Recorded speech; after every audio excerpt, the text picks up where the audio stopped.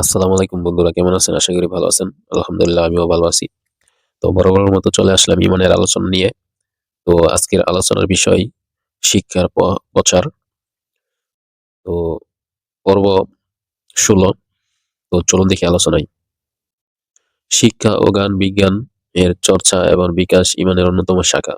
লোকদের শিক্ষাদান তথা শিক্ষার বিকাশ সম্পর্কে আল্লাহ সুবহানাহু ওয়া তাআলা বলেন, আল্লাহর কিতাবের শিক্ষা লোকদের মধ্যে প্রচার করতে হবে, তা গোপন করে রাখা যাবে না। অন্য জায়গায় বলা হয়েছে, তারা নিজ গোত্রে ফিরে গিয়ে লোকদের সতর্ক করুক।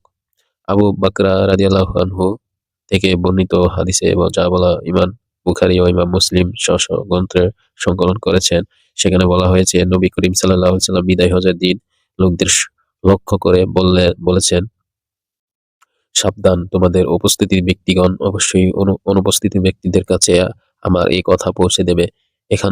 এখানকার উপস্থিতি ব্যক্তিগণ যাদের কাছে আমার কথা পৌঁছাবে তারা হয়তো উপস্থিত শ্রোতাদের চেয়ে অধিক সংকলনকারী হবে। সুনান আবি দাউদে আবু হুরায়রা রাদিয়াল্লাহু আনহু থেকে বর্ণিত এক হাদিসে বলা হয়েছে, নবী করিম সাল্লাল্লাহু আলাইহি ওয়াসাল্লাম বলেছেন, কাউকে যদি ইলম সম্পর্কিত জিজ্ঞেস করা হয় এবং সে জানা সত্ত্বেও তা গোপন রাখে, কিয়ামতের দিন আল্লাহ তাকে আগুনের লাগাম পরাবেন। উমার ইবনে খাত উমার ইবনু আব্দুল আজিজ রাদিয়াল্লাহু আনহু বলেছেন, যে ব্যক্তি তার কথাকে নিয়ন্ত্রণ করতে পারে না সে বেশিরভাগ সময় ভুল করে।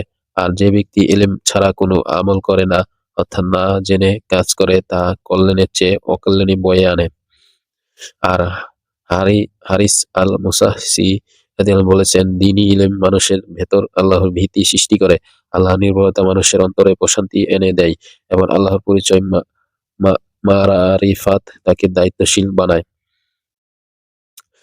ইবনু সাদ রাদিয়াল্লাহু বলেছেন, যে ব্যক্তি হাদিসের উপর আমল করবে তাকে আল্লাহ অত্যন্ত দৃষ্টি দান করবেন, আর যে তার অসন্তুষ্টি আলোকে কাজ করবে, অসন্তুষ্টির কাজ করবে, সে সত্য পথের সন্ধান পাবে।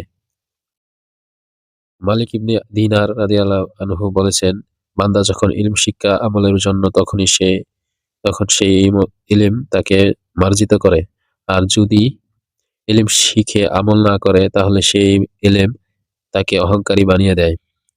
মারুফ আল কারশী বলেছেন, আল্লাহ যখন তার কোনো বান্দার কল্যাণ চান তার জন্য আমল কাজ এর দরজা খুলে দেন এবং অভিযোগের দরজা বন্ধ করে দেন। আর আল্লাহ যখন তার কোনো বান্দার সর্বনাশ চান তখন আমলের দরজা বন্ধ করে দেন এবং অভিযোগের দরজা খুলে দেন। একবার হাসান বসরি রাদিয়াল্লাহু থেকে এর সামনে দিয়ে এক ব্যক্তি যাচ্ছিল। বলা হলো, ইনি ফকিহ অর্থাৎ ইসলামী আইন বিশারদ। তিনি বলেছেন, তুমি কি জানো ফকিহ কাকে বলে? ফকিহ হচ্ছেন সেই ব্যক্তি যিনি দ্বীনী বিষয়ে বিশেষ প্রজ্ঞার অধিকারী এবং দুনিয়ার প্রতি আল্লাহর নির্ভর ইবাদতের রাত কাটিয়ে দেন।